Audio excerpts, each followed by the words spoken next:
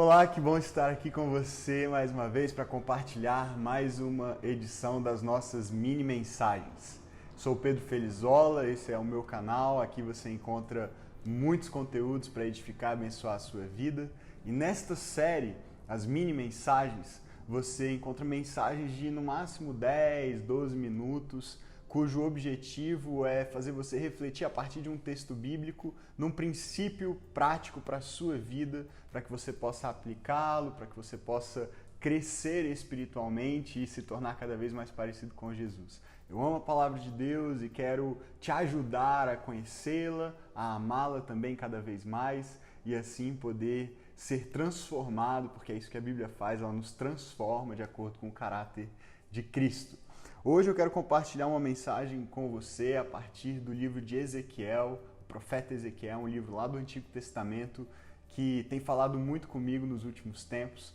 E o título dessa reflexão é A Reconstrução do Coração. A reconstrução do coração. Deus está empenhado em nos reconstruir. O pecado nos destrói, a nossa natureza humana pecaminosa faz com que nós gradativamente nos afastemos dos propósitos de Deus para a nossa vida, ao invés de nos aproximarmos dele, mas Deus está empenhado em reconstruir aqueles que caminham com ele, aqueles que buscam a sua vontade por meio da presença e da ação do Espírito Santo nas suas vidas. E essa reconstrução é, acima de tudo, do nosso coração. O profeta Ezequiel profetizou à nação de Israel num tempo muito difícil, num tempo em que eles estavam exilados no cativeiro da Babilônia. Por causa dos seus pecados, de terem se afastado de Deus, Deus cumpriu uma promessa, uma palavra que ele já tinha dado muitas vezes e de várias maneiras pelos profetas anteriores, dizendo que se eles se afastassem dos seus caminhos, o resultado, o efeito disso seria castigo, seria punição, e essa punição viria por meio desse exílio. Eles seriam removidos da terra que Deus mesmo havia dado a eles e viveriam num tempo de opressão, distantes da sua terra, distantes do seu lar. E esse tempo veio e eles se encontram agora exilados então na Babilônia, e o profeta Ezequiel é levantado por Deus para anunciar o caminho de reconstrução, não só da nação de Israel, não só da cidade de Jerusalém e do templo, tudo isso estava desolado naquele momento, mas acima de tudo a reconstrução do povo, a reconstrução dos corações. E eu quero passear com você por alguns trechos desse livro e veja os materiais que Deus usa nessa obra de reconstrução. Deus, como o arquiteto da reconstrução da nossa vida, ele usa alguns materiais nessa obra. Primeiro, ele usa pedras. O primeiro material que ele usa para reconstruir. Veja o que Ezequiel escreve no capítulo 11, palavras do próprio Deus por meio dele, a partir do verso 18. Eles voltarão para ela, falando sobre o povo retornando à sua terra ao fim do período de exílio, e retirarão todas as imagens repugnantes e os ídolos detestáveis. Darei a eles um coração não dividido e porei um novo espírito dentro deles. Retirarei deles o coração de pedra e lhes darei um coração de carne, e então agirão segundo os meus decretos e serão cuidadosos em obedecer às minhas leis. Eles serão o meu povo e eu serei o seu Deus.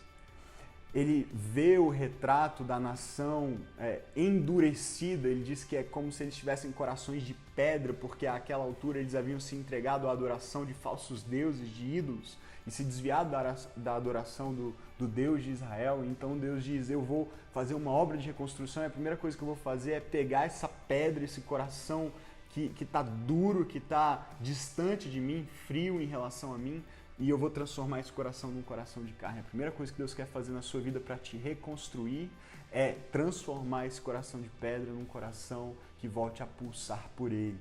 Depois de falar sobre a transformação da pedra, do coração de pedra num coração de carne, ele diz que vai usar também ossos, e especificamente ossos secos, sem vida. O capítulo 37, leia depois todo ele, o capítulo 37 do livro de Ezequiel é riquíssimo e é muito conhecido como aquela visão que o profeta tem do vale de ossos secos. E isso é uma representação do estado espiritual da nação de Israel àquela altura.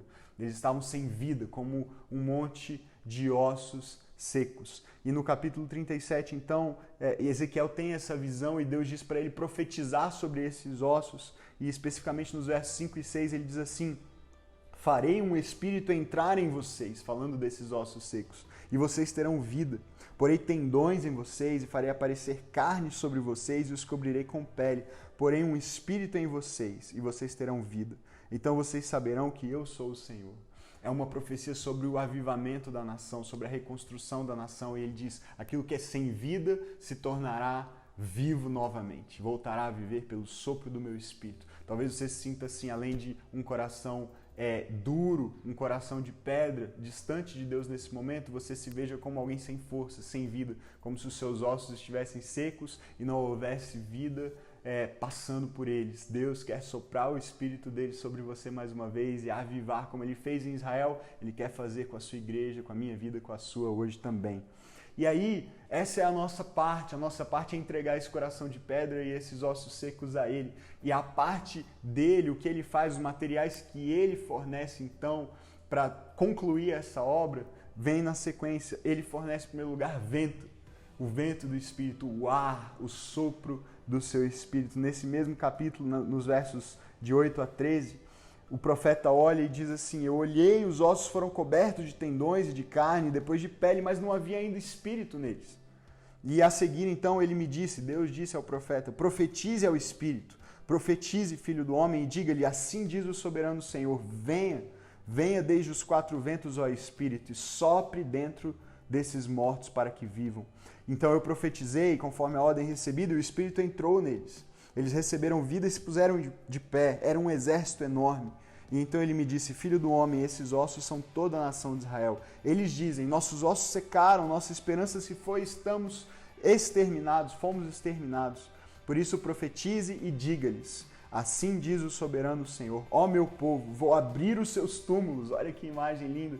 Vou abrir os seus túmulos e fazê-los sair, trarei vocês de volta à terra de Israel, e quando eu abrir os seus túmulos e os fizer sair, vocês, meu povo, saberão que eu sou o Senhor. Deus quer se revelar como o nosso Deus, o nosso Senhor, e para isso o que Ele faz, Ele abre a sepultura e faz aquele que está morto voltar a viver. Foi isso que Jesus fez lá no Novo Testamento com Lázaro, no capítulo 11 do Evangelho de João, e é isso que Ele continua a fazer comigo e com você. Quando nós estamos mortos, quando nós estamos sem vida, Ele sopra o seu Espírito. E é a minha palavra para você hoje.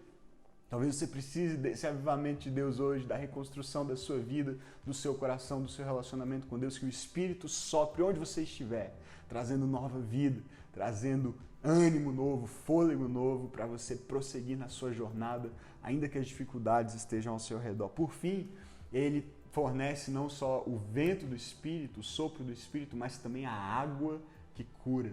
A imagem lá no final do capítulo de Ezequiel é maravilhosa e tem tudo a ver com o que nós encontramos lá no final da Bíblia, no final das Escrituras, no livro de Apocalipse. Um rio de vida fluindo a partir do templo reconstruído. É uma imagem da vinda do Messias e do seu reino na terra. Quando Jesus vem, Ele diz, eu sou a água da vida e quem bebe de mim jamais terá sede novamente. Então, no capítulo 47, o Espírito de Deus leva Ezequiel a contemplar essa imagem, o templo reconstruído e um rio. Veja o verso 1 do capítulo 47. Vi água saindo de debaixo da soleira do templo, indo para o leste, pois o templo estava voltado para o oriente. E a água descia de debaixo do lado sul do templo ao sul do altar. E na sequência, veja depois os versos 6 a 9 e também o verso 12, há uma descrição do que essa água faz, do que esse rio faz. O texto diz que árvores frutíferas brotam e nascem às margens desse rio e que por onde ele passa ele leva cura. Ele deságua no Mar Morto, o mar sem vida por causa do excesso de sal. Ele diz que quando esse rio toca esse mar, ele traz vida. Então peixes surgem ali, animais de todo tipo, vida surge por onde o rio passa. Essa é a imagem da vida que Deus tem para você. O rio de vida dele chegando a você, o Espírito dele soprando a você e transformando aquilo que antes era só pedra e ossos secos em algo vivo de novo. Que o avivamento de Deus alcance você, alcance a sua vida, o seu coração, os seus sonhos, os seus projetos, a sua família e que você possa viver a plenitude de vida que Ele tem para você. Em nome de Jesus.